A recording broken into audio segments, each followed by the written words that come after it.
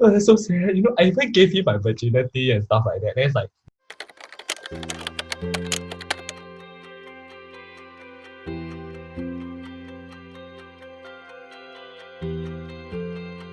hi, my name is Nigel and I'm 25 this year. Hi, my name is Adam. I'm 24 this year. Hi, my name is Davin and I'm 26 this year. Hi, my name is Valencia and I'm 23 this year. Hi, my name is Sakinah and I'm 22 this year. Being a virgin is a sign of innocence. I think I said I somewhat agree. It's because the term virgin is actually used to describe someone that is innocent or naive and pure. So in that sense, if you put it in a more sexual context, then virginity would equals to innocence. I mean, you can be a virgin and you can be a psychopath or murderer at the same time. What? So your virginity doesn't explain whether you're innocent or not, because internally you might still be pretty fucked up. I feel the same as Nigel, that you cannot define virginity as a way of saying that someone is innocent, because there are crazy people. I know some who are virgins, So it's I feel like there shouldn't be a correlation between those two. I think we should define what is the definition of innocence then, because the term of innocence is quite subjective. Innocence can refer that you are not exposed to a lot of new experiences, or you can be morally a good person. So it goes both ways. The number of sexual partners play a part when entering into a new relationship.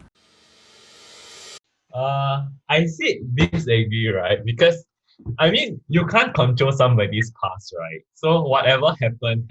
You cannot go back and say, hey, you save it from me. You see, then you're bringing back to the kind of thing like virginity equals innocence and purity, and then you want to go into a pure relationship. But the thing is, time doesn't wait for anybody, and neither should you have control over someone's life.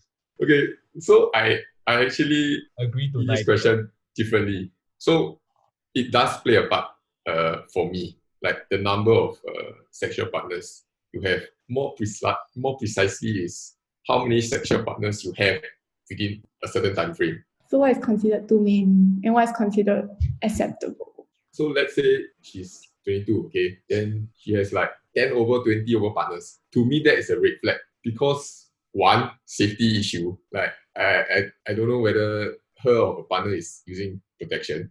Second is, to me, sex is an emotional and sacred thing. I'm not religious, but I feel that in order to have intercourse, right, it takes time to know the partner. Can I just add on to your point? I think that you are right in certain sense, but I feel this is a matter of values, meaning that there's nothing wrong with someone having many sexual partners if they are into casual relationship and it is actually a two people consent thing. Then I think that's perfectly fine. But for myself personally, I agree that physical intimacy is actually something that is very private. And if I do not feel emotionally connected to you, it will just be sex. And I think it's quite pointless.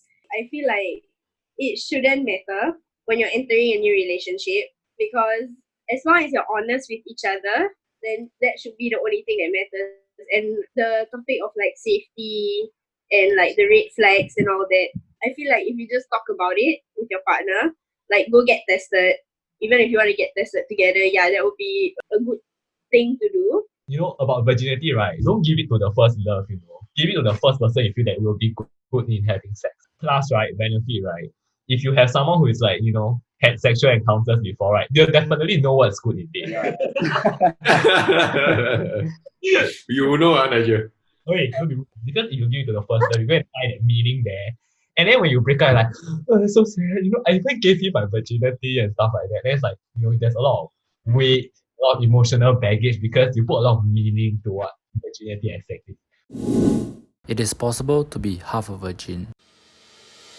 Bringing us back to the definition of a virginity, there has to be penetration. So in a sense, if you have gone all the way up until base 3, but you have not reached base 4, then in that sense, you're still considered half a virgin, right? Okay, oral sex. There's the word sex in it, right?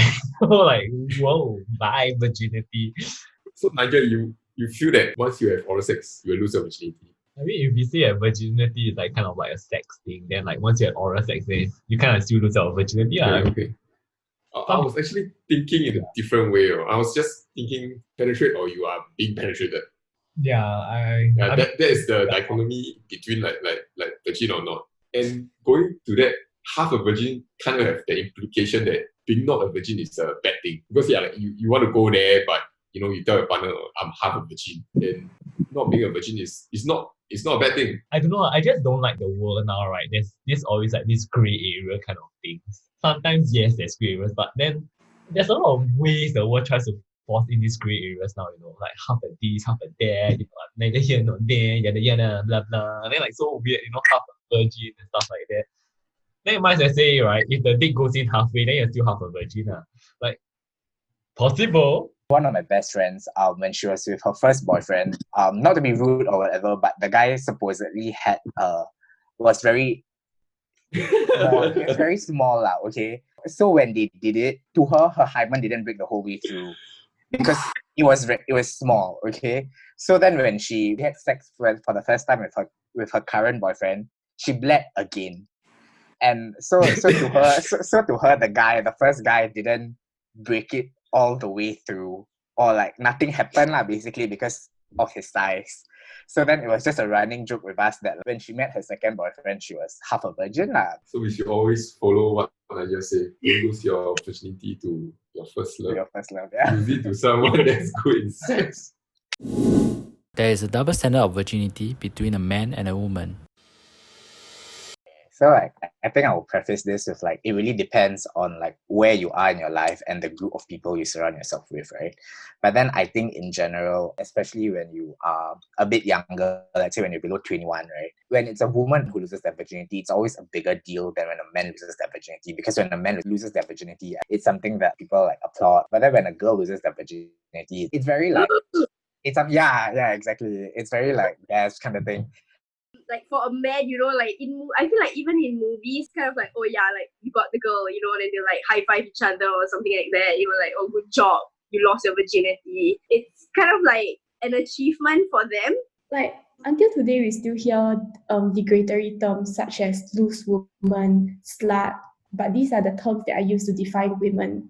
But you don't hear of such terms being used on men. So I feel like there is still a double standard in that sense. But it's like, if a man doesn't lose their virginity at a certain age, like, oh, like, you're a prude. Why are you scared of? Like, why haven't you lost your virginity? So that's why I somewhat agree, because I do understand that even for men, there are challenges that they face with the whole virginity concept. Thank you for watching this episode of Noted. So what do you think about the idea of virginity? Is virginity a deal breaker for you? If you would like to join our next episode, click the link down below. Be sure to subscribe to sglayers and follow us on Facebook and Instagram for more. See you next week. Bye!